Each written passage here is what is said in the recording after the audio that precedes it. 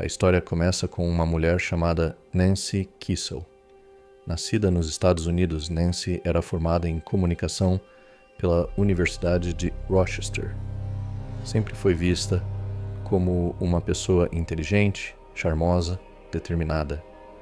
Ela conheceu Robert Kissel quando ainda estava na faculdade. Ele era brilhante, formado em finanças e trabalhava para uma das maiores empresas de investimentos do mundo, a Merrill Lynch. Casaram-se nos anos 90 e, com o tempo, se mudaram para Hong Kong por causa do trabalho dele. Lá construíram o que muitos consideravam uma vida perfeita. Moravam em um condomínio de luxo em Parkview, uma área nobre da cidade.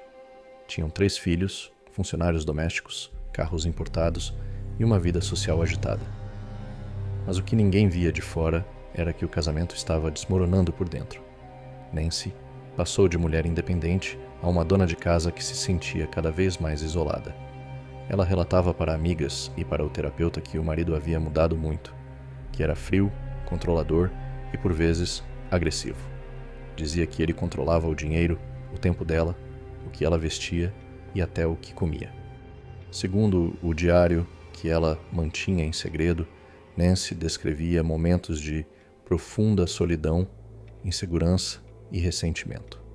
Apesar de tudo, ela mantinha as aparências, cuidava dos filhos e participava de eventos sociais. Em meados de 2003, Nancy conheceu um homem que mudaria o rumo de sua vida, Michael Del Priore. Ele era técnico de som, contratado para instalar um sistema de home theater na casa da família. Michael era o completo oposto de Robert, simples, atencioso, com poucos estudos, mas ouvia Nancy com paciência e dava atenção que ela não recebia havia anos. Eles começaram a conversar cada vez mais. As conversas viraram confidências. As confidências viraram toques. E os toques viraram um caso extraconjugal. Nancy e Michael se encontravam às escondidas, trocavam mensagens apaixonadas e chegaram a fazer planos juntos. Michael dizia: "Você merece alguém que te trate como mulher, não como um objeto de vitrine." Nancy começou a imaginar uma nova vida ao lado dele, longe de Robert e de Hong Kong. Só que havia um problema: o dinheiro, os filhos e o marido. Em agosto de 2003, Nancy começou a frequentar sessões com um psiquiatra, Dr. Young. Durante os atendimentos, ela contou que estava ansiosa, deprimida, com insônia e crises de pânico. O médico prescreveu uma combinação de remédios: Zolpidem, Lorazepam e Clonazepam, todos com efeito sedativo. Ela começou a guardar os comprimidos, nunca tomava os medicamentos, apenas os acumulava. Nesse mesmo período, segundo registros telefônicos e e-mails apresentados depois no julgamento, Nancy e Michael conversavam com frequência sobre mudanças de vida e o desejo de ficar juntos para sempre. Amigos próximos também notaram mudanças no comportamento de Nancy. Ela estava mais nervosa, ausente, calculista. Ela dizia frases como: "Meu futuro está do outro lado da dor." Em 2 de novembro de 2003, um domingo, Robert retornava de uma viagem de negócios a Nova York. Nancy sugeriu que eles tivessem uma noite tranquila juntos. Preparou uma bebida, um milkshake de morango, um dos favoritos de Robert. O que ele não sabia era que o milkshake estava carregado com os 3 sedativos potentes. Após tomar a bebida, Robert começou a perder os sentidos. Tentou andar, mas caiu. Tentou falar, mas as palavras saíam sem sentido. Estava completamente dopado. Nancy então pegou uma escultura metálica que ficava na estante da sala. Uma peça decorativa em formato de arte moderna, pesando cerca de 3 quilos. Segundo a perícia, ela o golpeou pelo menos 5 vezes na parte de trás do crânio. O impacto foi tão violento que fraturou completamente o crânio de Robert, espalhando sangue pela sala e parte do corredor. Ele morreu quase instantaneamente. Nancy, então, enrolou o corpo em um tapete persa. O amarrou com fita adesiva e o colocou dentro de um grande baú de madeira. Trancou o baú com um cadeado e o colocou no quarto de hóspedes. Ligou o ar-condicionado no máximo para tentar desacelerar a decomposição. Durante os 2 dias seguintes, Nancy continuou com a rotina como se nada tivesse acontecido. Levou os filhos à escola, conversou com vizinhos e dizia que o marido havia viajado novamente às pressas para tratar de um negócio urgente.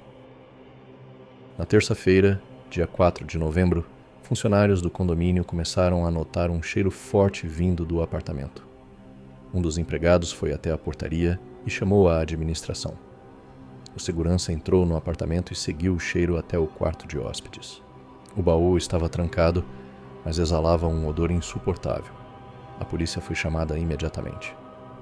Quando os policiais arrombaram o baú, encontraram o corpo de Robert em estado avançado de decomposição, amarrado com fita adesiva, enrolado em um tapete e com sangue seco impregnado nas roupas. Nancy foi chamada para prestar depoimento no mesmo dia.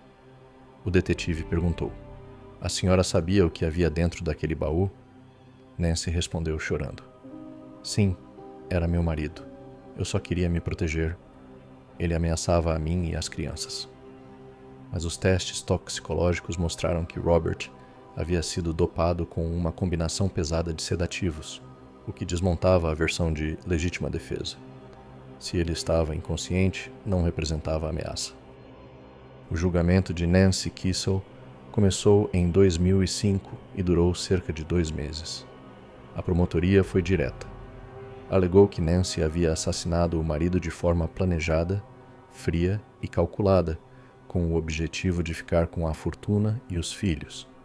A defesa tentou provar que Nancy era vítima de abuso físico e psicológico. Testemunhas disseram que Robert era exigente, controlador e, por vezes, agressivo. Mas nenhuma prova concreta de violência doméstica foi apresentada. E-mails e mensagens trocadas com o amante mostravam um plano já em andamento para se livrar do marido. O promotor disse em seu argumento final: "Ela não apenas matou, ela planejou, ela drogou, ela mentiu. Isso não é autodefesa, é assassinato de primeiro grau." O júri levou menos de 6 horas para chegar ao veredito: culpada por assassinato em primeiro grau. A sentença: prisão perpétua sem possibilidade de liberdade condicional.